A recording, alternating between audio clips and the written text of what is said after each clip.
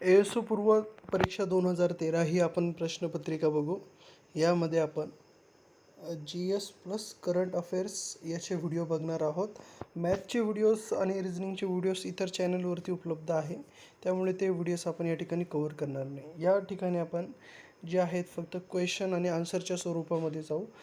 तर जी question paper आहेत आपण जास्तीत जास्त 20 ते 30 मिनिटांमध्ये कंप्लीट करण्याचा प्रयत्न करू, कारण हा एक रिव्हिजन पर्पजसाठी हे व्हिडिओ असणार आहे.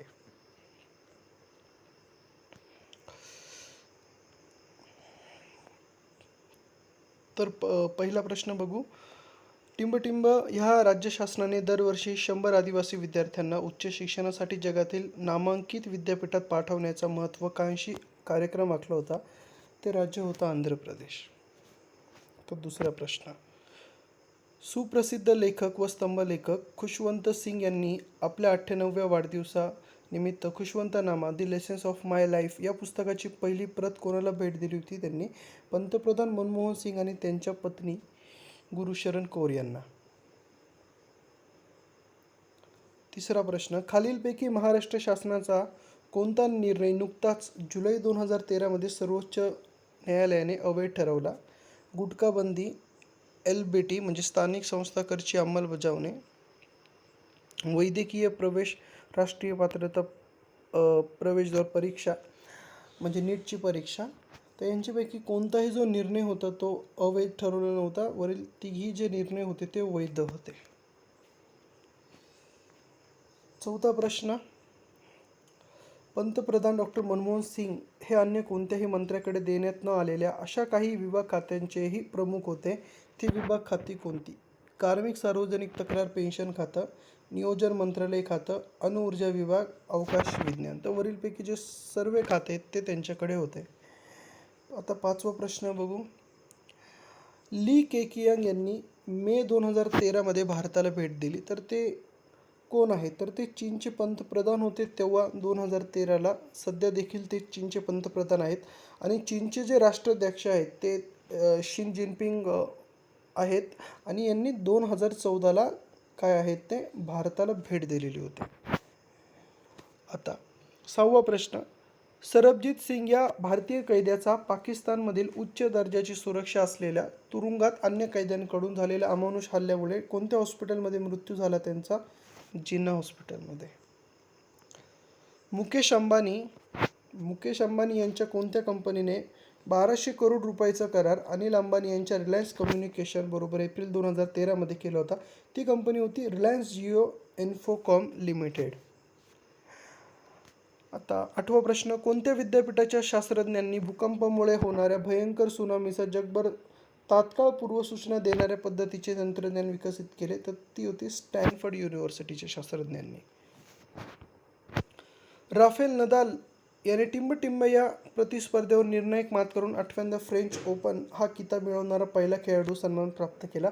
तर त्यांनी डेव्हिड फेरर यांना हरवलेलं होतं. तर 2013च्या जागतिक विद्यापीठ दर्जानुसार मुंबईची institute of technology, Indian institute of technology कोणत्या स्थानावरती होती? तेव्हा ती 19व्या स्थानावरती होती. 11वा प्रश्न. 2013 इंग्लंडमध्ये झालेल्या ICC चॅम्पियन्स ट्रॉफी स्पर्धेत गोल्डन बॅट आणि मॅन ऑफ द टुर्नामेंट सन्मान कोणाला मिळाला होता? तो शिखर धवन यांना मिळालेला होता. 12वा प्रश्न. 25 मे 2013 रोजी नक्षलवाद्यांनी भारतीय राष्ट्रीय काँग्रेस नेत्यांच्या पथकावर छत्तीसगडमधील सुकामा जिल्ह्यातील टिंबटिंब खोऱ्यात हल्ला केला. तर दरबार खोऱ्यामध्ये त्यांनी हल्ला केला होता. प्रश्न क्रमांक 13. काँग्रेसचे अनुभवी नेते विद्याचरण शुक्ल यांचे नुकतेच निधन झाले. ते कोणाचे चिरंजीव होते? ते मध्य प्रदेशचे पहिले मुख्यमंत्री यांचे ते चिरंजीव होते. एव्हरेस्ट शिखर पादाक्रांत करणारी खालीलपैकी पहिली अपंग महिला कोणती? तर त्या आहेत अरुणिमा सिन्हा. आता करंट अफेअरचा शेवटचा प्रश्न. श्री शशिकांत शर्मा यांच्या बाबतीत खालील कोणते विधाने बरोबर आहे? ते संरक्षण खात्याचे भूतपूर्व सचिव होते. त्यांनी नियामक व महालेखापरीक्षक पदाची शपथ घेतली. त्यांनी श्री विनोद रॉय यांची जागा घेतली. तर वरीलपैकी सर्व जे आहेत ते बरोबर आहे. आता ह्या ठिकाणी आपण पॉलिटीला स्टार्ट करू. आता हे प्रश्न थोडेसे आपण व्यवस्थित बघूया. राष्ट्रपतींकडून पंतप्रधानांची निवड खालीलपैकी कोणत्या निकषावरती होते? तर निकष विचारलेले आहेत. ती व्यक्ती लोकसभेतील बहुमतकारी पक्षाचा नेता असावी, बरोबर आहे. ती व्यक्ती राष्ट्रपतीच्या मर्जीतील असावी, हे चूक आहे. ती व्यक्ती लोकसभेतील बहुमताचा विश्वास प्राप्त करू शकणारी असावी, हे बरोबर आहे. संबंधित व्यक्तीच्या पक्षाला लोकसभे किंवा राज्यसभेत बहुमत असले पाहिजे, तर हे चूक आहे. त्यांना फक्त काय आहे, तर लोकसभेमध्ये बहुमत असलं पाहिजे.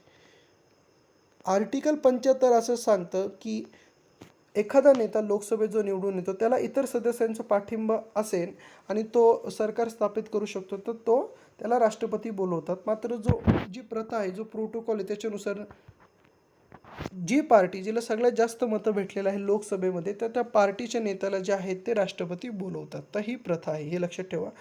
आर्टिकल 74(1) आर्टिकल इथं लिहितो 74(1). तर याच्यानुसार काय आहे की राष्ट्रपतींना मदत करण्यासाठी पंतप्रधान व मंत्रिमंडळ असते आणि त्यांचा सल्ला देखील राष्ट्रपतीवरती कसा असतो, तो बंधनकारक असतो. ते आता पुढच्या प्रश्नात बघू आपण कसा. आता 17वा प्रश्न. केंद्रीय कार्यकारी सर्व सत्ता भारताचे राष्ट्रपती यांच्या ठिकाणी विहित आहे, बरोबर आहे. कारण जे सर्व भारत सरकारचे व्यवहार आहेत ते राष्ट्रपतींच्या नावाने होतात.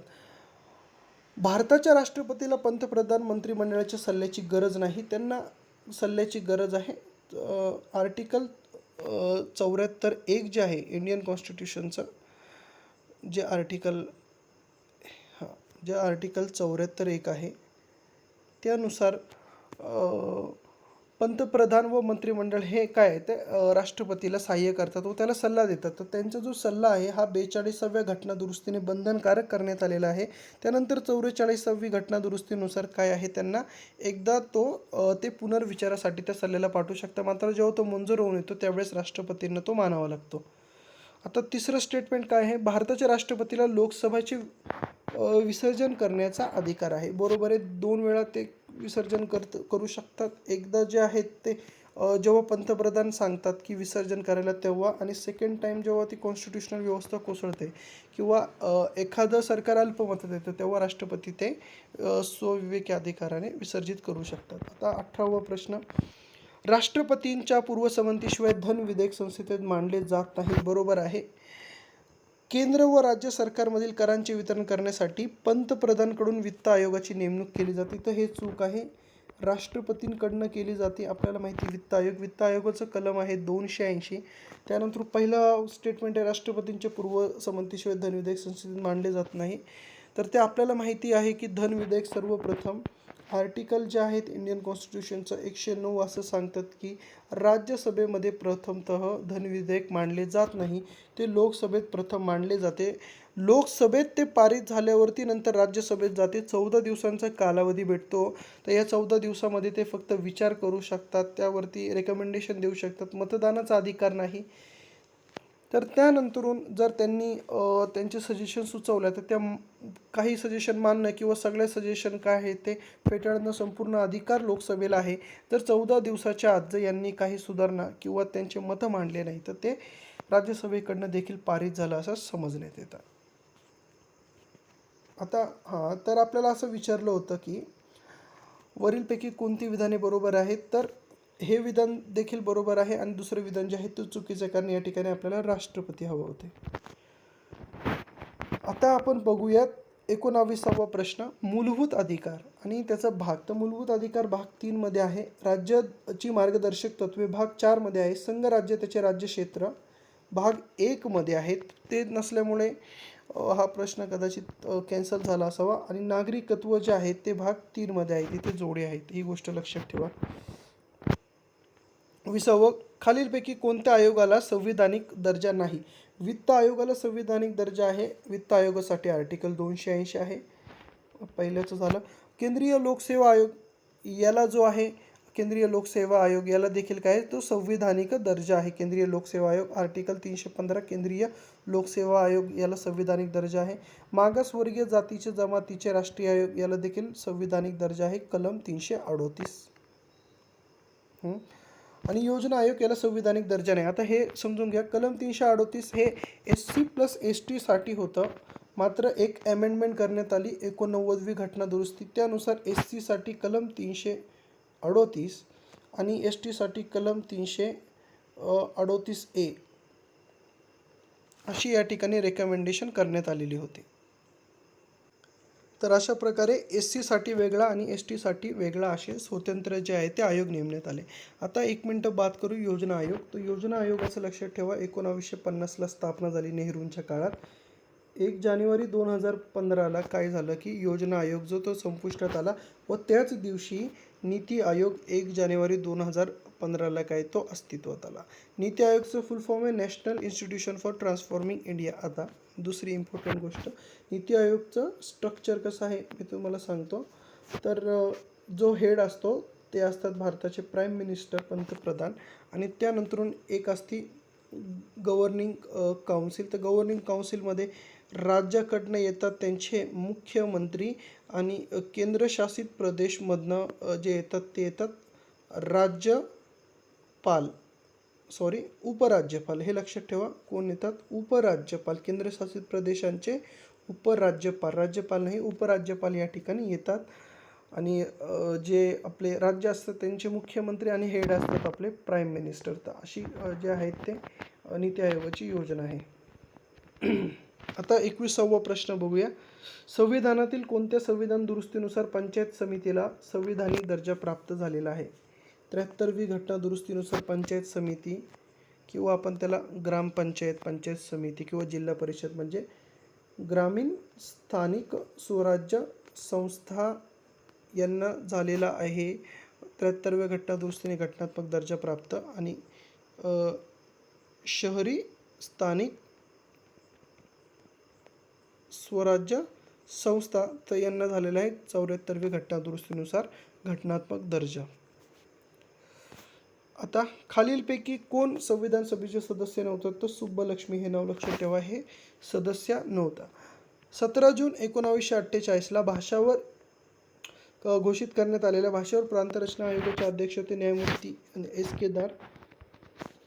तर यांनी निकष काय सांगितला? तर यांनी जो निकष सांगितला तो सांगितला प्रशासकीय सोय. त्यांचा निकष होता प्रशासकीय सोय. तर यांनी भाषा तत्व ते मान्य केलं नव्हतं. तर यांनी जे तत्व मान्य केलं होतं ते प्रशासकीय सोयीचं. आता खालीलपैकी तरतुदींपैकी कोणती तरतूद भारतीय संविधानाच्या 7व्या परिशिष्टामध्ये समाविष्ट आहे? ते आहे केंद्र सूची, राज्य सूची आणि समवर्ती सूची. हे 7व्या परिशिष्टामध्ये आहे. जी भाषा आहेत ती 8व्या परिशिष्टामध्ये आहेत. जी भाषा आहेत ती 8व्या परिशिष्टामध्ये भाषा आहे. घटक राज्य जे आहेत ते 1ल्या परिशिष्टामध्ये आहेत. घटक राज्य व केंद्रशासित प्रदेश. राज्यसभेतील जागांची वाटणी 4थ्या परिशिष्टामध्ये आहेत. केंद्र राज्य समवर्ती सूची 7व्या परिशिष्टामध्ये आहेत. नेक्स्ट, भारतीय संविधानाच्या कोणत्या कलमानुसार देवनागरी लिपीमध्ये हिंदी ही अधिकृत व्यवहार भाषा आहे? कलम 343. केंद्र सरकारची हिंदी व्यवहार भाषा आहे. देवनागरी लिपीत ती लिहिली जाते, मात्र जे नंबर आहेत जसे 1, 2, 3 ते इंग्रजीप्रमाणे लिहिले जाईल. एक इम्पॉर्टंट आर्टिकल कलम 344. राष्ट्रपती हिंदी भाषेच्या डेव्हलपमेंटसाठी पुढील म्हणजे भारताचं संविधान लागू झालेल्या 5 ते 10 वर्षामध्ये एक जो आहे तो आयोग नेमतील. 5 वर्ष किंवा तिथून पुढे 10 वर्षाच्या आत आयोग नेमतील. त्यामध्ये हिंदी भाषा कशी सुधारता येईल, त्यानंतर इंग्लिश भाषेवरती कसे थोडे लिमिटेशन्स लावता येईल. तर राष्ट्रपती यासाठी एक आयोग स्थापित करेन असं म्हटलेलं आहे कलम 344मध्ये. तर 343 ही केंद्र शासनाची भाषा आहे, लक्षात ठेवा हिंदी. आता या ठिकाणी आपलं पॉलिटी संपलं आहे. आता आपण इतिहासकडे वळूया. कानपूर. तर कानपूर कॅम्प बेल. आता 1857चा उठाव आणि त्यानंतर या ठिकाणी आपल्याला विचारलं 1 नंबरला ठिकाणं दिलेले आहेत. दुसऱ्या ठिकाणी तो उठाव कोणी मोडला त्यांची नावं दिलेली आहेत. ओके. कानपूर कॅम्प बेल, झाशीचा उठाव ह्यू रोज, बनारसचा उठाव कर्नल लील आणि दिल्लीचा उठाव विल्यम हॅडसन. कानपूरचं तुम्हाला माहिती आहे तात्या टोपे जे होते उठाव करते. झाशीचे राणी लक्ष्मीबाई, बनारस म्हणजे लखनौ बेगम हजरत महल आणि दिल्ली बख्त खान. ओके, एवढं या ठिकाणी नोटीस असू द्या. सरस्वती जोशी यांनी पुणे या ठिकाणी कोणती जी आहेत ती सामाजिक संस्था स्थापन केली? ती आहे स्त्री विचारवरती. कोण होता त्या? जे गवा जोशी होते त्यांच्या वाईफ होत्या या. गवा जोशी यांच्या वाईफ होत्या ह्या. इम्पॉर्टंट गोष्ट काय स्त्री विचारवरती मार्फत हळद हळदी कुंकूचा जो कार्यक्रम होता, हळदी कुंकूचा कार्यक्रम जो होता तो राबवला जायचा. त्या उद्देश होता की जे जातीभेद निर्मूलन, तर सर्व जातीचं स्त्रियांचा यामध्ये समावेश असायचा. जातीभेद निर्मूलन हा उद्देश होता. बॉम्बे असोसिएशन या संस्थेच्या स्थापनेचा उद्देश काय? हिंदू लोकांचा राज्यकारभारात समावेश असावा याची दखल घेणे. बरोबर आहे. हिंदू लोकांचा राज्यकारभारात समावेश नसावा हे पाहणे, हे तो चूक होतं, कारण हिंदू लोकांसाठीच होता, भारतीय लोकांसाठी होता. इंग्रजांविरुद्ध सत्याग्रह करावा हे ठरवणे, हे देखील चूक आहे. सत्याग्रह तत्व हे महात्मा गांधींनी आणले आणि ते जे पॉप्युलर झाले होते ते 1917च्या नंतर आपल्याला सक्रिय झालेले दिसतं. सनशीर मार्गाने लोकांची गाऱ्हाणे सरकारपर्यंत पोहोचवणे, तो ऑप्शन क्रमांक ए आणि डी हे बरोबर उत्तर असणार आहे. आता इतर गोष्टी बॉम्बे असोसिएशनचं बघू आपण. स्थापना कधी झाली? 1852ला. 26 ऑगस्ट 1852ला स्थापना झाली. स्थापनाकर्ते 3 होते: नानाशंकर शेठ, दादाभाई नौरोजी, त्यानंतर भाऊदाजी लाड.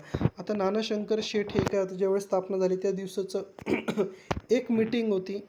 त्या मीटिंगचं ते काय होतं, ते अध्यक्ष होते. ते भाषणाबद्दल बोलले की आम्हाला माहिती आहे की ब्रिटिशांचं जे राज्य आहे ते भारतीयांच्या कल्याणासाठीच आहे, मात्र भारतीयांचे असे काही समस्या आहेत ते ब्रिटिश सरकारच्या निदर्शनात येत नाही. तर त्या समस्या सरकारपुढे मांडण्यासाठी आम्ही ही बॉम्बे असोसिएशनची ही जी संस्था आहे ही स्थापित केलेली आहे. आता पुढं 29वा प्रश्न. संयुक्त महाराष्ट्र सभेची स्थापना कुठे झाली? बी फक्त मुंबई. आता 1941ची ही संयुक्त महाराष्ट्र सभा आहे आणि याचे जे अध्यक्ष होते संयुक्त महाराष्ट्राच्या सभेचे ते होते रामराव देशमुख. ते संयुक्त महाराष्ट्र सभेचे ते अध्यक्ष होते. आता 30वा प्रश्न. ब्रिटिश सत्तेविरुद्ध संघर्ष करण्याची प्रेरणा क्रांतिकारकांना कोणत्या नाटका मिळाली? कीचकवध. आता यांच्याबद्दल एक गोष्ट लक्षात ठेवा, कृष्णाजी प्रभाकर खाडीलकर. जे फॅक्ट सांगतोय ह्या खूप इम्पॉर्टंट आहे यांच्याबाबत, याच्यात क्वेश्चन्स. आता पहिली गोष्ट लक्षात ठेवायची यांचं नाटक. दुसरी गोष्ट लक्षात ठेवायची यांच्याबाबत ती म्हणजे बॉम्ब.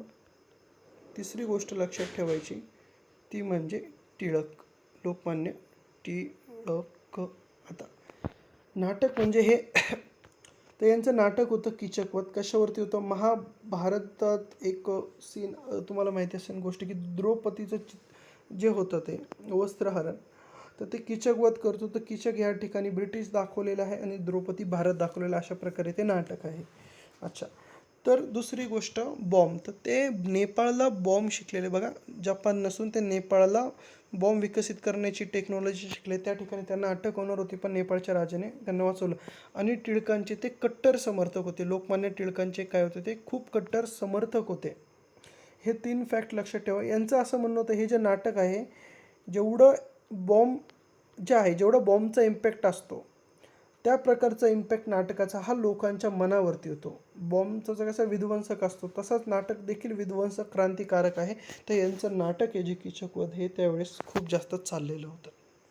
कृष्णाजी प्रभाकर खाडीलकर हे त्यांचं नाव होतं. आता न्यू इंग्लिश स्कूलचे संस्थापक सदस्य कोण? लोकमान्य टिळक, गोपाळ गणेश आगरकर आणि विष्णू शास्त्री चिपळूणकर. 1 जानेवारी तारीख सोपी आहे लक्षात ठेवा, 1880. 1 जानेवारी 1880 या तारखेला न्यू इंग्लिश स्कूल पुणे याची जी आहे ती स्थापना झालेली आहे. आता व्हेरी इम्पॉर्टंट क्वेश्चन 32वा. Ilbert bill lord Ripon. बरोबर आहे. कशासाठी? जे ब्रिटिश आहे, जे युरोपियन आहे, त्यांच्यावरती आता भारतीय न्यायालयात खटले चालवले जातील. भारतीय न्यायालयामध्ये यांच्या विरोधात काय खटले चालवले जातील, त्यासाठी एल्बर्ट बिल होतं. याला विरोध म्हणून ब्रिटिशांनी काय डिमांड केली की 12 सदस्यांचं ज्युडिशरी पॅनल, ज्यामध्ये 7 सदस्य हे कसे असतील, युरोपियन असतील किंवा अमेरिकन असतील, युरोपियन असतील किंवा अमेरिकन असतील, आणि उर्वरित भारतीय देखील असू शकतात, युरोपीय देखील असू शकतात. तर खूप विरोधामुळं त्यांची ही मागणी देखील मान्य झाली, एवढं लक्षात ठेवा. तर ह्या गोष्टीला विरोध करण्यासाठी काय केलं एल्बर्ट बिलला, ते ब्रिटिशांनी 12 सदस्याचा ज्युडिशरी पॅनल मागितला व त्याला देखील मान्यता दिली, ज्यात 7 सदस्य युरोपियन आणि उर्वरित कोणते असतील इतर असतील. ते कशासाठी होतं की एखादा निर्णय जर लागलाच ब्रिटिशांविरोधात तर त्याला चॅलेंज करण्यासाठी ही ज्युडिशरी काय करायची, युरोपियन लोकांना वाचवण्याचं काम करायचं. पण हा एक चांगला निर्णय होता लॉर्ड रिपन यांनी केलेला. आता दुसरं बघू आपण. पहिलं तर पहिलं विधान तर बरोबर आहे. आता दुसरं, लॉर्ड डलहौसी खालसकरण धोरण बरोबर आहे. तर 1856पर्यंत लॉर्ड डलहौसी काय होते, ॲक्टिव्ह होते आणि तोपर्यंतच्या काळामध्ये यांनी खूप सारे संस्थाने खालसा केलं होतं. सगळ्यात पहिलं संस्थान हैदराबादचं जे त्यांनी खालसा केलेलं होतं, तर हे देखील आणि हे देखील काय बरोबर आहे. आणि 1857चा गव्हर्नर जनरल जे होते ते लॉर्ड कोणते होते, कॅनिंग होते. ते त्यांचं नाव जे आहे ते लक्षात ठेवा, म्हणजे लगेच 1 वर्षाने ते आले होते. पण लॉर्ड डलहौसीमुळं ते वादळ जास्त पेटलेलं होतं 1857च्या उठावाचं. तर बंगालची फाळणी लॉर्ड कर्झनने केली. आपल्याला माहिती आहे की बंगालची जी फाळणी आहे ती लॉर्ड कर्झन यांनी केली. 1905ला काय आहे ती बंगालची फाळणी करण्यात आली होती. त्याच्यामध्ये पूर्व आणि पश्चिम बंगाल. पूर्वमध्ये कोण होता, बंगालचं तर दोघी ठिकाणी कॉमन होता बंगालचा प्रांत, आणि पण पूर्वमध्ये आसाम होतं. या ठिकाणी मुस्लिम बहुसंख्यक होते पूर्व बंगालमध्ये. पश्चिममध्ये बिहार आणि ओडिशा हे होते. या ठिकाणी मुस्लिमांची पॉप्युलेशन जे जास्त होतं. प्रशासकीय सोय हा त्यांनी निकष सांगितला होता, पण भारतीयांचं असं होतं की हिंदू मुस्लिम फूट पाडण्यासाठी त्यांनी बंगालची फाळणी केलेली आणि 1911ला ही बंगालची फाळणी जी होती ती रद्द होते. आता लोकमान्य टिळकांशी संबंधित खालील घटनांचा क्रम लावा. आता बघा कसं, टिळकांनी सगळ्यात पहिल्यांदा काय केलं, धार्मिक होते म्हणून लक्षात ठेवण्यासाठी सांगतोय, गणेश उत्सव सुरुवात केली. 2 नंतरून छत्रपती महाराज शिवाजी उत्सव. त्यानंतरून 3 नंबरला साराबंदी उत्सव आणि होम रूल लीग 4 नंबर. आता गणेश उत्सव जे आहेत ते टिळकांनी सगळ्यात अगोदर सुरू केलं होतं 1892. तारीख इम्पॉर्टंट नाही, लक्षात राहू द्या तरी. 1894 शिवाजी महाराज उत्सव कुठे केला, रायगडला त्यांनी केला होता. त्यानंतरून साराबंदी मोहीम जी होती 1856 ते 57. दुष्काळ असताना किंवा जास्तीचा कर इंग्रज वसूल करायचे, त्यांनी जो टॅक्स आहे तो भरण्यासाठी लोकांना सांगितलं की तो टॅक्स भरू नका. त्याबद्दल त्यांनी साराबंदी मोहीम चालवली. विरोध करा त्यांच्या टॅक्सेशन पद्धतीला. आणि होम रूल लीग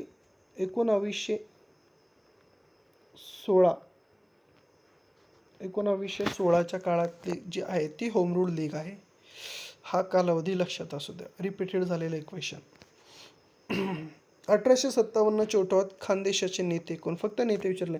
ज्या ठिकाणी आपल्याला भिल्ल यांच्यावरती प्रश्न येईल ना, ज्यावेळी भिल्ल यांच्यावरती प्रश्न येईल तर मोस्टली आपल्याला भिल्लांचे नेते विचारतील आणि त्यांनी उठाव कोणत्या ठिकाणी केला ते विचारतील. काझी सिंग नाईक, भीमा नाईक, भागोजी नाईक, दौलत सिंग नाईक. आता नाईक आहेत. आता आपल्याला 3 उठाव विचारतात. पहिलं रामोशी, दुसरं भिल्ल आणि तिसरं कोण आहे, कोळी, असे उठाव विचारतात. आता ज्यांचं नाव जरी रामोशी असलं तरी हे भिल्ल होते, नाईक असलं तरी हे भिल्ल होते. भीमा नाईक, भिगोजी नाईक आणि दौलत सिंग नाईक. आता फेमस नेता आहे टंट्या भिल्ल, सगळ्यात जास्त फेमस आहे. सगळ्यात जास्त भिल्लांचे फेमस नेते होते टंट्या भिल्ल. नाव विचारलेले टंट्या भिल्ल सगळ्यात जास्त फेमस आहे. एक चिल्ल्या भिल्ल यांचं नाव लक्षात ठेवा. त्यानंतर अजून एक हिरा भिल्ल, फक्त नाव लक्षात ठेवा. हिरा भिल्ल यांचं नाव लक्षात ठेवा. तर हे जे आहेत हे भिल्लांचे काय होते ते वन ऑफ द म्हणजे त्यांचे सगळ्यात फेमस नेते होते. त्यातले जे तंट्या भिल्ल आहेत ते सगळ्यात जास्त फेमस होते. आता कुठे आदिवासी भिल्लांचा उठाव तीव्र स्वरूपाचा होता, खानदेशमध्ये आपल्याला माहिती आहे धुळे, नंदुरबार, जळगाव या ठिकाणी अजून पण जे आहे शेड्यूल ट्राईबचं पॉप्युलेशन जास्त आहे. तर खानदेशात भिल्लांचा उठाव कसा होता, तीव्र होता. नगर, कोल्हापूर, सोलापूर इथं नसून कुठे होता तो तीव्र स्वरूपात कुठे होता, खानदेशामध्ये होता. भारतीय राष्ट्रीय सभेचे ग्रामीण भागातील प्रथम अधिवेशन फैजपूर काँग्रेसचे अध्यक्ष होते जवाहरलाल नेहरू. 1936ला अधिवेशन झालंय. फॅक्ट ग्रामीण भागातलं पहिलं अधिवेशन. त्याच्यानंतर दुसरी गोष्ट, अध्यक्ष होते जवाहरलाल नेहरू. त्याच्यानंतरून एक स्वागत समिती होती. यांच्या जे होतं अधिवेशनासाठी एक स्वागत समिती होती. त्या स्वागत समितीचे एक अध्यक्ष होते शंकरराव देव. शंकरराव देव हे त्या स्वागत समितीचे अध्यक्ष होते. हे 3 फॅक्ट जे आहेत ते लक्षात ठेवा. 37वा. आता भारत छोडो आंदोलनात देशात कुठे प्रतिसरकार स्थापन झाले? बालियाला देखील झाले, मिदनापूरला देखील झाले, साताऱ्याला देखील झाले आणि म्हणजे वरीलपैकी सर्व ठिकाणी झाले. त्यापैकी सगळ्यात पॉप्युलर आहे साताऱ्याचं, जवळजवळ 2.5 वर्ष चाललं. आता पहिला फॅक्ट. दुसरा फॅक्ट, भारत छोडो ज्या आहेत ती घटना कधीची? 1942. तिसरा फॅक्ट, जे साताऱ्याचं प्रतिसरकार आहे त्यांचं फेमस व्यक्तिमत्व कोणतं? क्रांतिसिंग नाना पाटील. क्रांतिसिंग नाना पाटील यांनी ते प्रतिसरकार चालवलं. चौथं, प्रतिसरकार म्हणजे काय? की ब्रिटिशांची सत्ता उद्ध्वस्त लावणे व तिथं आपली सत्ता म्हणजे आपलं सरकार चालवणे म्हणजेच काय? प्रतिसरकार होय. तर या प्रतिसरकारला साताऱ्याच्या लोकांनी खूप जास्त पाठिंबा दिला होता. 38, लॉर्ड कर्झनकालीन रॅले आयोगाचा संबंध कशाशी आहे? व्हेरी इम्पॉर्टंट, उच्च शिक्षणाशी. 1902ला रॅले आयोग होता आणि 1904ला रॅले आयोगाच्या रेकमेंडेशन एक्सेप्ट झाला आणि विद्यापीठ कायदा, युनिव्हर्सिटी ॲक्ट, विद्यापीठ कायदा, युनिव्हर्सिटी ॲक्ट जो आहे पारित केला. आता काय होता हा विद्यापीठ ॲक्ट? याच्यानुसार फॅक्ट काय? पहिली गोष्ट की गव्हर्नमेंटचा कंट्रोल विद्यापीठांवरती, गव्हर्नमेंटचा कंट्रोल विद्यापीठावरती वाढला, शासकीय विद्यापीठावरती. दुसरं, गव्हर्नमेंटची संख्या आणि नियंत्रण देखील वाढले. आणि तिसरी फॅक्ट म्हणजे ज्या प्रायव्हेट युनिव्हर्सिटीज होतात ते गव्हर्नमेंटच्या युनिव्हर्सिटीपासून कशा गेल्या? दुरावल्या गेल्या. ह्या गोष्टी या ठिकाणी लक्षात ठेवा. लॉर्ड कर्झन हेच ज्यांनी बंगालची फाळणी केली व त्यांच्याच काळात काय आहे ते रॅले आयोग नेमला 1904ला. त्याचे रेकमेंडेशन मान्य करण्यात आले आणि युनिव्हर्सिटी ॲक्ट पारित केला. कशासाठी? उच्च शिक्षणासाठी होता. बॉम्बे प्रेसिडेन्सी असोसिएशनचे संस्थापक सदस्य कोण? के.टी. तेलंग, फिरोजशाह मेहता, बहरुद्दीन तय्यब. 1885, ज्या काळात राष्ट्रीय काँग्रेसची स्थापना झाली त्याच काळात या पक्षाची देखील स्थापना झालेली आहे. के.टी. तेलंग, फिरोजशाह मेहता, बहरुद्दीन तय्यब हे त्याचे अध्यक्ष होते. 1884ला मद्रास सभा नावाची एक संस्था स्थापन होते. तिचा फक्त जो आहे तो काळ तुम्ही लक्षात ठेवा. मद्रास सभा 1884. Next question. सन 1839 मध्ये पुणे येथे कोणी उठाव केला होता? 1839 मध्ये. आता हा इम्पॉर्टंट आहे. रामोशी, त्याच्यानंतर भिल्ल कोळी, या तिघांमध्ये जो जास्त इम्पॉर्टंट असतील तर या ठिकाणी आपल्याला कोळी इम्पॉर्टंट आहे. तर एका चार्टमध्ये याचे आपण सगळे प्रश्न घेऊ. याच्यावरती कोणताही प्रश्न जो आहे तो आपल्याला सुटणार नाही. बघा 1828, काळजीपूर्वक बघा हा चार्ट. 1828, 1839, मी प्रश्न पण सांगणार तुम्हाला कसे येणार याच्यावरती. आणि 1844. ओके. 1828ला एक आहे रामजी भांगडिया यांनी काय केलं? उठाव केला. उठाव कोणी मोडला? कॅप्टन अलेक्झांडर आणि कॅप्टन मॅकिंटॉश यांनी हा उठाव मोडला. दुसरं, 1839ला उठाव कुठे झाला? 3 फॅक्ट. पहिलं, पुण्याला उठाव झाला आणि 2 घोषणा केल्या. त्याच्यातली पहिली घोषणा काय केली? दुसरा पेशवा बाजीराव याला कोळ्यांनी पेशवा घोषित केलं आणि दुसरी घोषणा अशी केली की संपूर्ण राज्य कोळ्यांच्या अंडर आलेलं आहे. आणि हा जो उठाव मोडला तो कॅप्टन रोज यांनी मोडला. आता 1844च्या उठावाचं बापू भांगडिया एवढंच नाव लक्षात ठेवा. बापू भांगडिया. उठाव कोणी मोडला? Captain gel. बस या चार्टमध्ये आपले सगळे कोळ्यांचे प्रश्न सॉल्व्ह होतात आत्तापर्यंत विचारलेले. 1828ला उठाव कोणी केला? रघु भांगडिया असं विचारतील. उठाव कोणी मोडला? Captain Alexander मॅकिंटॉश. 1839ला उठाव कुठे झाला? कोळ्यांचा प्रश्न पुण्याला. त्याच्यानंतर घोषणा काय केल्या?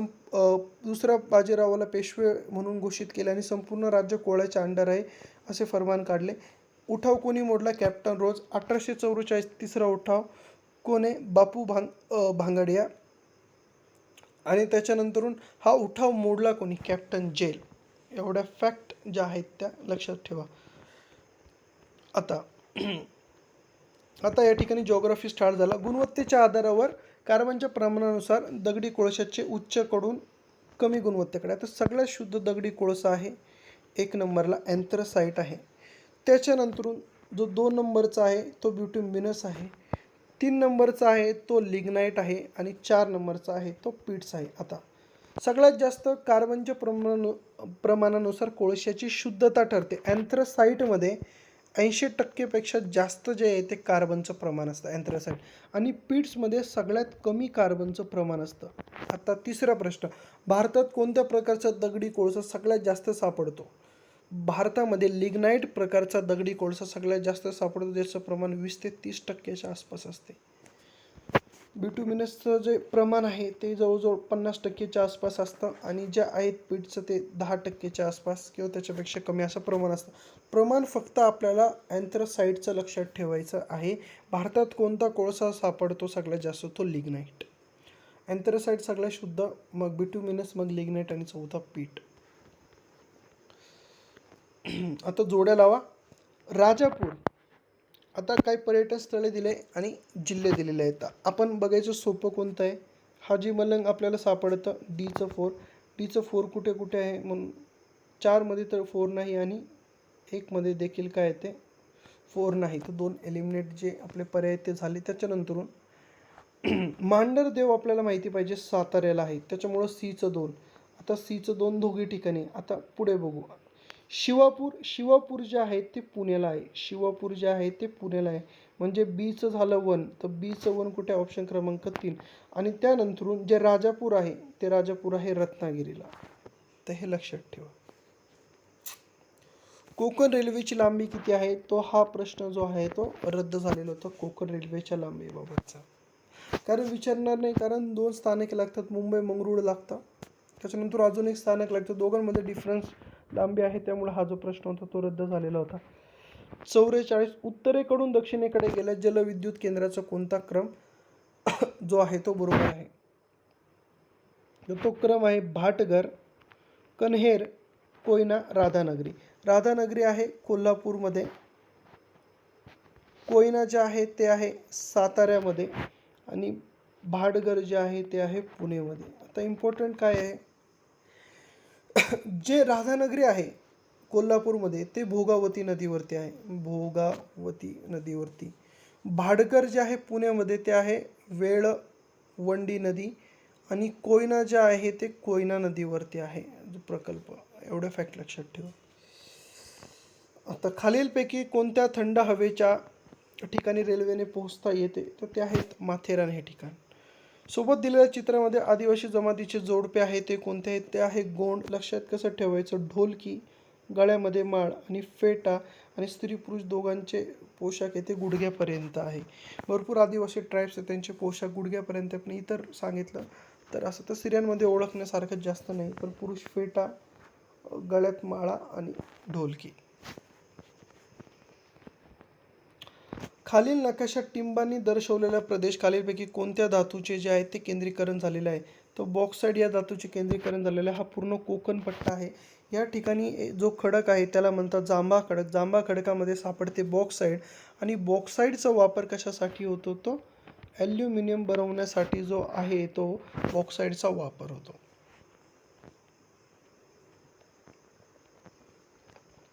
आता उत्तरेकडून दक्षिणेकडे गेल्यास खालीपैकी कोणत्या पर्वत शिखरांचा क्रम जो आहे तो बरोबर आहे?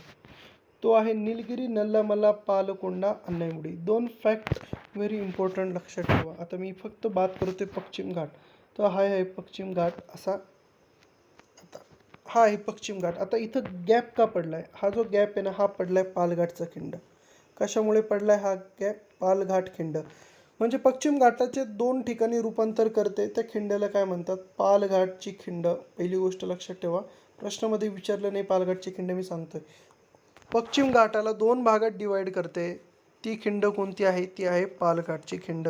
लक्षात ठेवा. त्याच्यानंतर आता पश्चिम घाटाचं मी तुम्हाला वैशिष्ट्य सांगतो. पश्चिम घाटाचे जे डोंगर आहे म्हणजे कम्पॅरेटिव्ह सांगतो, पश्चिम घाट आणि पूर्व घाट. हा पश्चिम घाट आणि हा पूर्व घाट.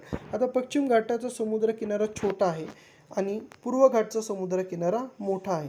म्हणजे पूर्व घाटाचा विस्तृत आहे आणि पश्चिम घाटाचा म्हणजे महाराष्ट्राकडचा जो आहे तो कमी विस्तृत आहे. आता पश्चिम घाटाचे डोंगर मोठे आहे व पूर्व घाटाचे डोंगर छोटे आहे आणि तुटक तुटक आहे. छोटे आहे, तुटक तुटक आहे. पश्चिम घाटाच्या नद्या तीव्र वाहतात. कशा वाहतात? तीव्र वाहतात. तर पूर्व घाटाच्या नद्या ज्या आहेत त्या मंद वाहतात. कारण इथले डोंगर छोटे आहे, विस्तृत समुद्र किनारा आहे, त्यामुळे ह्या ठिकाणी नद्यांचा प्रवाह आहे तो कसा आहे? सौम्य आहे. आता जे पूर्व जो घाट आहे त्या ठिकाणचे डोंगर कसे आहेत? ते विखुरलेले आहेत व त्यांची उंची देखील जी आहे ती कमी आहे. आता आपण मूळ प्रश्नाकडे येऊ. उत्तरेकडून दक्षिणेकडे पूर्व घाटातील कोणता पर्वत शिखरांचा क्रम बरोबर आहे? तो आहे निलगिरी, नल्लामल्ला, पालकोंडा, अन्नैमुडी. निलगिरी लक्षात ठेवा. निलगिरी ह्या ठिकाणी पश्चिम घाट व असं पूर्व घाट जो आहे तो एकत्र येतो, त्याला म्हणतात निलगिरी. पश्चिम घाट. निलगिरीमध्ये सगळ्यात उंच शिखर आहे दोडा बेट्टा निलगिरी पर्वतातील सर्वात उंच शिखर. नल्लामल्ला, तर नल्लामल्लाला म्हणतात, माझा अर्थ आहे काळ्या टेकड्या. काळ्या टेकड्या म्हणजेच नल्लामल्ला. तर नल्लामल्ला जो आहे तो पूर्व किनाऱ्यावरती आहे, कोरोमंडल किनाऱ्यावरती. नॅशनल हायवे 9 जे नल्लामल्लामधनं जातं, ही गोष्ट लक्षात ठेवा. पालकोंडा, तर पालकोंडा हे धातू आणि अधातूसाठी फेमस आहे. धातू आणि अधातूसाठी फेमस आहे. आता अन्नैमुडी हे जे आहे हे पर्वत शिखर आहे. अन्नैमुडी जे आहे पर्वत शिखर आहे अन्नामलाई पर्वत रांगेचं, अन्नामलाई. आणि याच्याबाबत वैशिष्ट्य म्हणजे हिमालय सोडलं किंवा उत्तरेकडचं K2 होतं. K2 तर आपण बघूच आता पुढे, ते हिमालयमध्ये येत नाही, ते बाह्य हिमालयमध्ये येतं. तर हिमालय जर सोडलं तर उर्वरित भारतातील सर्वात उंच शिखर आहे अन्नैमुडी. 2695 मीटर एवढी उंची आहे अन्नैमुडी. किंवा दक्षिण भारतातील सगळ्यात उंच शिखर देखील अन्नैमुडीला म्हणतात. दक्षिण भारतातील सगळ्यात उंच शिखर देखील अन्नैमुडीला म्हणतात. अन्नैमुडीचा अर्थ म्हणजे हत्तीचं डोकं. ओके, एवढेच फॅक्ट आहेत, ते व्यवस्थित तुम्ही एकदा लक्षात असू द्या. आता एक होतं मी तुम्हाला सांगितलं निलगिरी पर्वताचं दोडा बेट्टा, तर त्याचं उंची 2635 मीटरच्या आसपास, पण मोठं आहे ते अन्नैमुडी. खालील 49वा प्रश्न. खालील पैकी कोणते तळे चंद्रपूर जिल्ह्यात नाही? नवेगाव फेमस तळ आहे नवेगाव. कारण कुठं आहे नवेगाव? गोंदिया. आणि गोंदियाला काय म्हणतात? तलावांचा जिल्हा म्हणतात. गोंदियाला म्हणतात तलावांचा जिल्हा. आणि विदर्भमध्ये सगळ्यात जास्त जे आहेत ते आपल्याला तलाव पाहायला भेटतात. दक्षिण महाराष्ट्रातील कोणते माग आणि यंत्रमागांचे प्रमुख केंद्र आहेत? ते आहे इचलकरंजी. हल्ली खालीलपैकी कोणते औष्णिक केंद्र बंद करण्यात आलेले आहेत? ते चोला. हे आता बंद आहे, ठाण्यामध्ये आहे. पारस जे आहे ते पुण्यामध्ये आहे. कोरडी इम्पॉर्टंट आहे, नागपूरमध्ये आहे कोरडी. डहाणू जे आहेत ते पालघर. अच्छा, आता कोरडी आणि खापरखेडा व्हेरी इम्पॉर्टंट. खापरखेडा खूप जास्त महत्त्वाचा प्रश्नामध्ये नाही. नागपूरचं आहे, 1100 मेगावॅटचं आहे. 1100 मेगावॅट, 1100 मेगावॅटचं आहे. कोरडी जवळजवळ 450 मेगावॅटचं आहे कोरडी. तर एवढे इम्पॉर्टंट ठेवा. चोला, भातसा, तानसा. चोला, भातसा आणि तानसा हे नावं पाठच करा. ठाण्यामध्ये आहे चोला, भातसा आणि तानसा. दीव, आता जोड्या लावा. दीव काय आहे? दीव आहे मासेमारीसाठीचे बेट. सालसेट काय आहे? 7 बेटांचा समुद्र. श्रीहरिकोटा काय? वाळूच्या दांड्यावरचं बेट. वेलिंग्टन काय? नौदलाचं स्थानक. तर वेलिंग्टन हे मानवनिर्मित आहे, मानवनिर्मित, लक्षात ठेवा. त्यानंतरून आता श्रीहरिकोटा आहे. इथं सतीश धवन अवकाश केंद्र या ठिकाणून काय आहे ते सॅटेलाईट आहे ते वरती पाठवले जातात. दीव काय आहे? मासेमारीसाठीचा बेट आहे दीव. आता खालील नकाशामध्ये पश्चिम हिमालयातील 4 पर्वतरांगा 1, 2, 3, 4 दाखवलेल्या आहेत. या पर्वतरांगांचा दक्षिणेकडून उत्तरेकडचा क्रम ओळखा.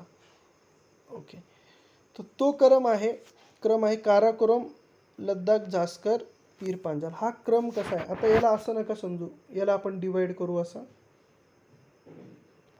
तर ह्या 1 आहे, तर अजून या ठिकाणी इथं 0 नाव दे. ओके, जे 0 आहे 0 ते आहे शिवालिक.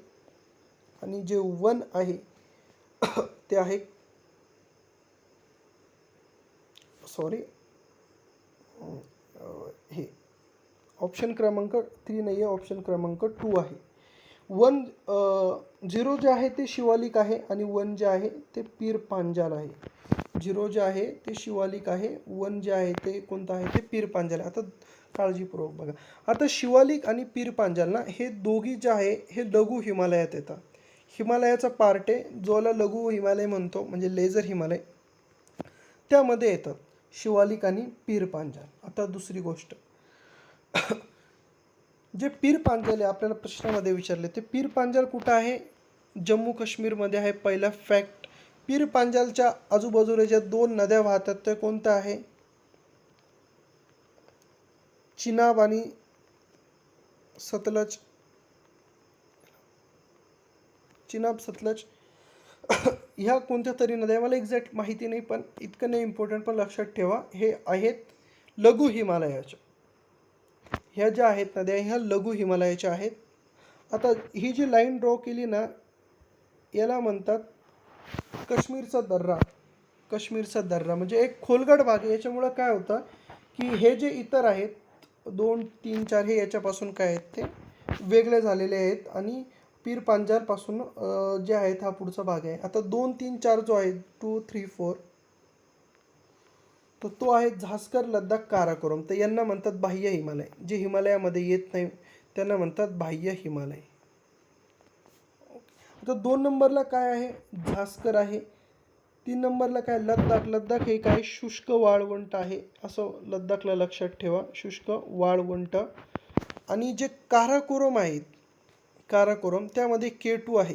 K2 म्हणजे गॉडविन ऑस्टिन, भारतातलं सर्वात उंच पर्वत शिखर आणि जगातलं 2 नंबरचं सर्वात उंच पर्वत शिखर. आता हे मी तुम्हाला याचं लोकेशन दाखवतो. तर हे जे काराकोरम आहे ते ह्या इथं कुठंतरी काराकोरम आहे, या ठिकाणी आहे K2. भारतातलं सगळ्यात उंच पर्वत शिखर. जगातलं सगळ्यात उंच माउंट एव्हरेस्ट आहे. K2 भारतातलं सगळ्यात उंच पर्वत शिखर आहे. सध्या त्याच्यावरती पाकिस्तानचा जो आहे तो कब्जा आहे. आता भारताच्या हद्दीतलं भारतातलं सगळ्यात उंच पर्वत शिखर जर विचारलं तर ते आहे कांचनगंगा. कांचनगंगा. आता ही गोष्ट या ठिकाणी लक्षात ठेवा. आता असं विचारतील आपल्याला की बाह्य हिमालयाचा जो दक्षिण उत्तर क्रम आहे तो सांगा. मग तो राहील झास्कर, लडाख आणि काराकोरम. सर्वात उत्तरेकडील ठिकाण काराकोरम, सगळ्यात दक्षिणेकडील ठिकाण झास्कर आणि मधलं ठिकाण असेल लडाख.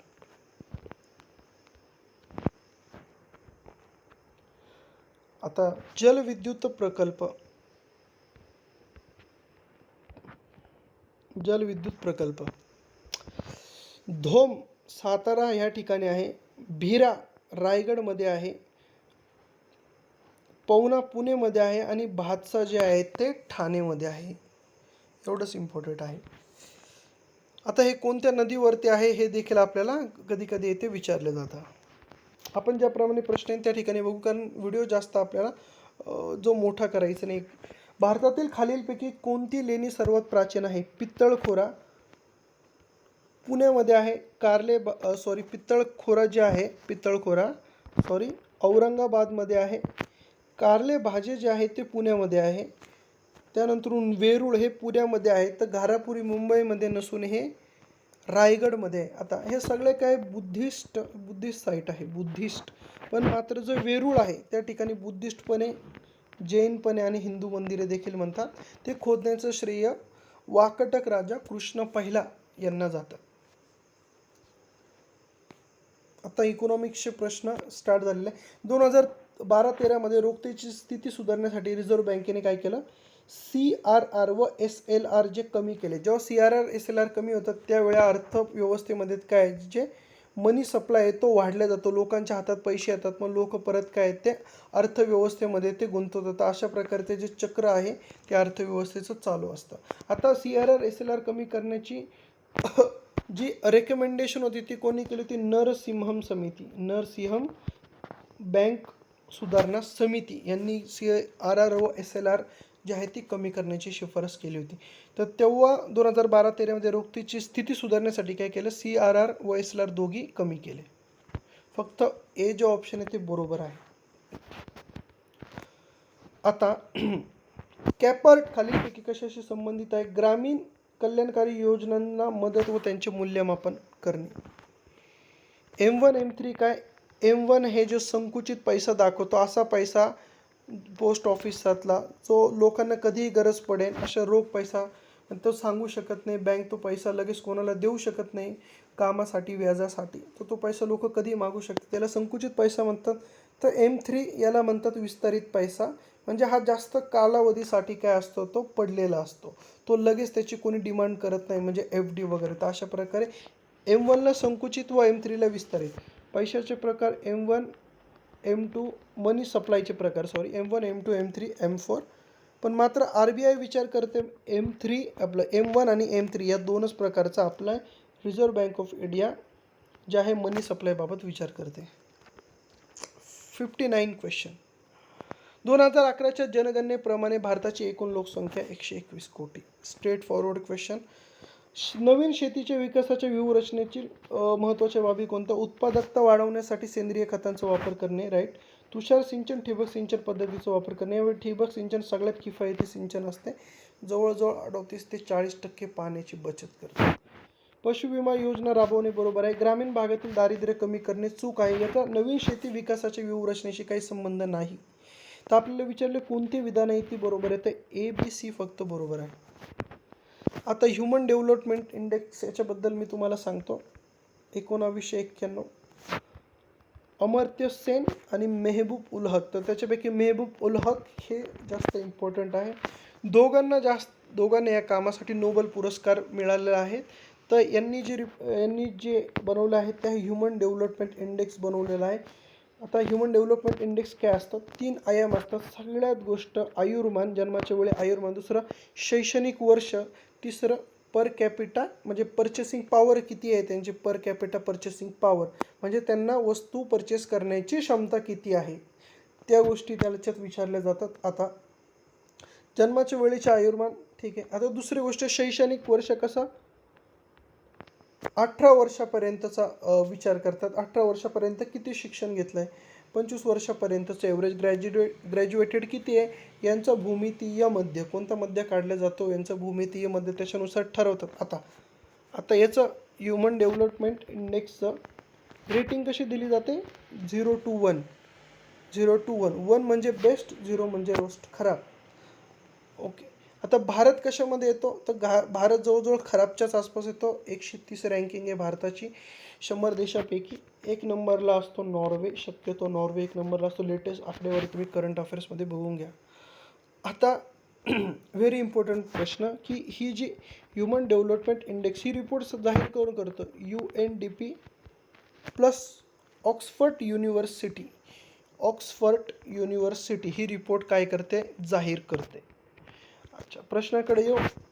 काय असतं HDIचे 3 घटक? जन्माच्या वेळी अपेक्षित पौढमान, आयुर्मान, पौढ साक्षरता दर, प्रवेश दर, GR दरडोई, स्थूल राष्ट्रीय उत्पादन GDP मध्ये. पर्चेसिंग पॉवरनुसार लक्षात ठेवा. GDP मध्ये जरी विचारलं तर कसं आहे, त्यांच्या पर्चेसिंग पॉवरनुसार.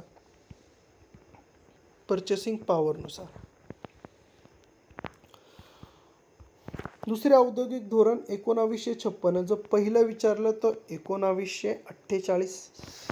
मक्तेदारी व्यापार प्रतिबंधक कायदा 1969. परकीय चलन नियंत्रण कायदा 1972. नवे औद्योगिक धोरण 1991. खालीलपैकी कोणत्या उद्योगात 2010-11 मध्ये सर्वाधिक प्रत्यक्ष विदेशी गुंतवणूक झाली? ती झाली मशिनरी, यंत्रोद्योग. फॉरेन डायरेक्ट इन्व्हेस्टमेंट 100% जास्त डायरेक्ट इन्व्हेस्टमेंटचे प्रोव्हिजन केले आपण 1991 नंतरच्या आर्थिक सुधारणा नंतर. 1991च्या टप्प्याटप्प्याने सुरुवातीला 70%, आता 100%. आता फॉरेन डायरेक्ट इन्व्हेस्टमेंट 3 प्रकारे केली जाते. पहिली डायरेक्ट बाय, दुसरी जाते पार्टनरशिप, तिसरी असते प्लांट.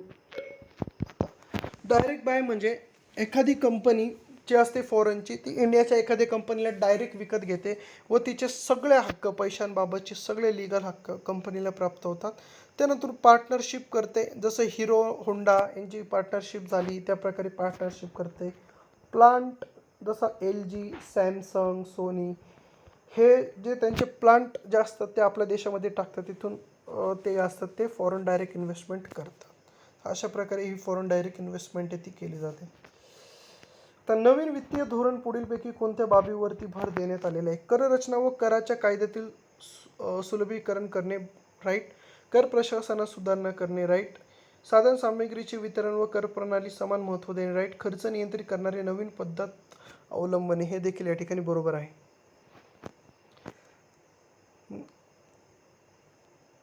आता जनरल अँटी अवॉइडन्स रूल, गारच्या सुधारित तरतुदी भारतात केव्हापासून लागू होतील? गारच्या सुधारित तरतूद भारतात 1 एप्रिल 2016 पासून लागू होणार होतं, कारण 2013चा प्रश्न आहे. मात्र BJPची गव्हर्नमेंट आल्यानंतर काय केलं, त्यांनी याला रद्द केलं. गार कशासाठी होतं? जे कर चुकवेगिरी करायचे त्यांच्यासाठी गार होता.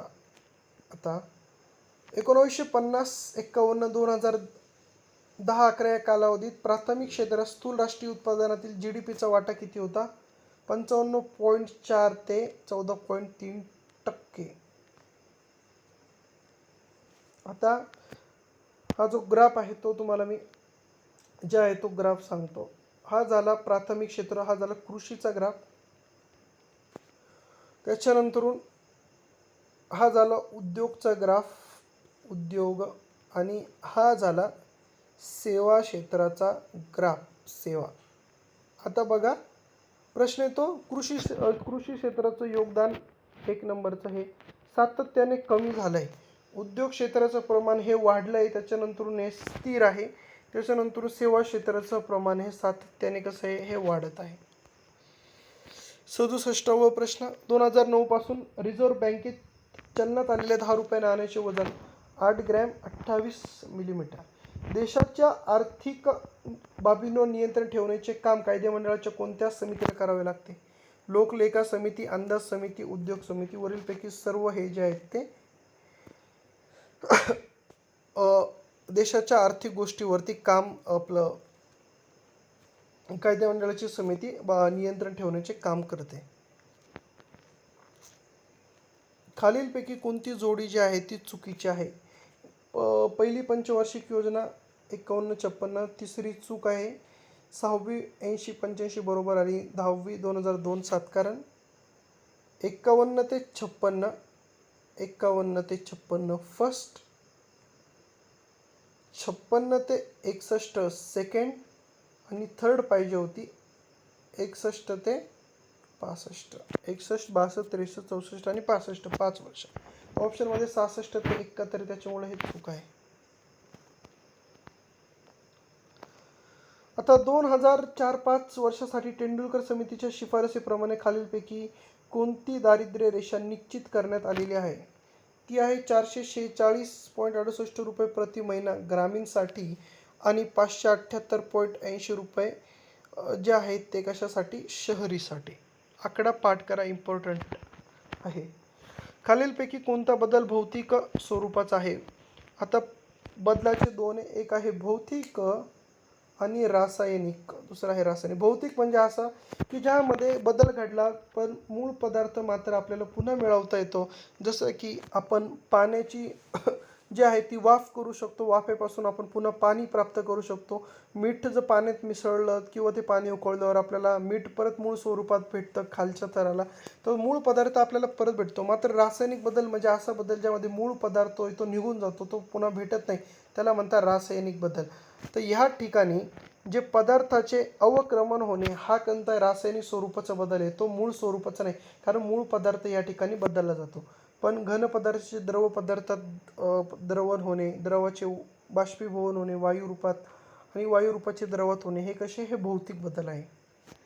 72, मानवी शरीरातील सर्वात लांब पेशी कोणती? सगळ्यात लांब पेशी म्हटलं तर ती चेतापेशी व सगळ्यात मोठी पेशी म्हटलं तर ती शहामुरुगाचं अंड.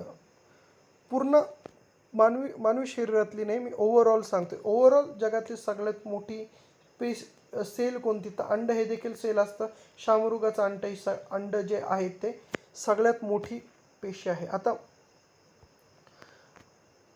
सगळ्यात लांब जी विचारली होती ती होती चेतापेशी.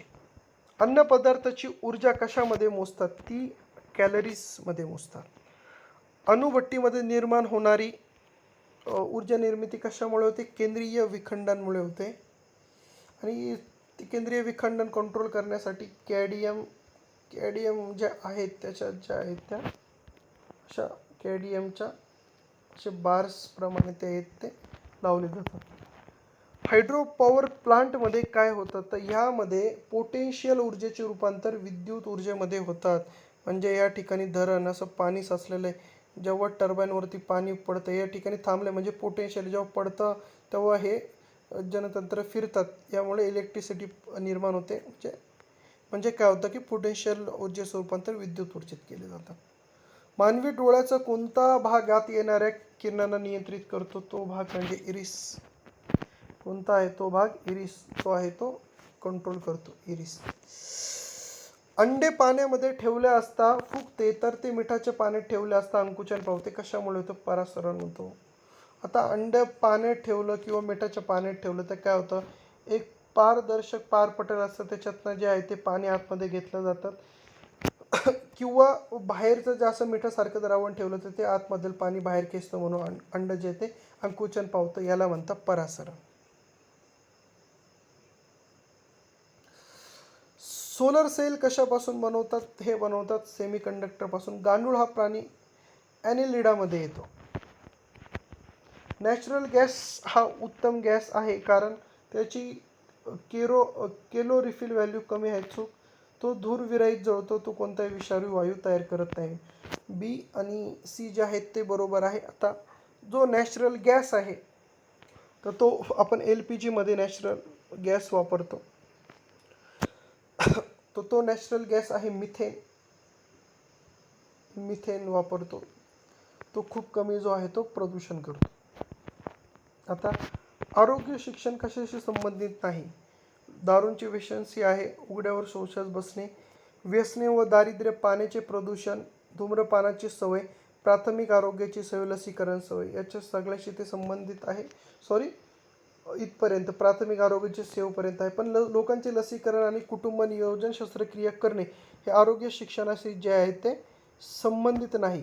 एलिमिनेशन मेथड वापरायची. ते ऑप्शन क्रमांक 4 बरोबर आहे, GNH. विजेची उपकरण व स्वयंपाकघरातील भांड्याचे हँडल ज्यापासून बनवतात ते बेकलाइट पॉलिमर कशापासून बनवतात? ते फिनोल आणि फॉर्मलडिहाइडपासून बनवतात. ड्रोसेरा वनस्पती वनस्पतीच्या कुठल्या गटामध्ये येते? ती येते कीटकभक्षी वनस्पती म्हणून. आधुनिक आवर्त सारणीत मूलद्रव्यांची मांडणी टिंबटिंबानुसार होते, ती अणुअंकानुसार होते. मॉसले यांनी ही पद्धती सांगितलेली आहे. इलेक्ट्रिक हीटिंग एलिमेंट साधारणतः कोणत्या धातूंपासून बनवले जातात? ते नायक्रोमपासून बनवले जातात. नेक्स्ट क्वेश्चन पेपर आता आपण बघू पुढच्या व्हिडिओमध्ये. तर व्हिडिओ जर आवडला असेल तर तुम्ही नक्कीच तुमच्या कमेंट करू शकता.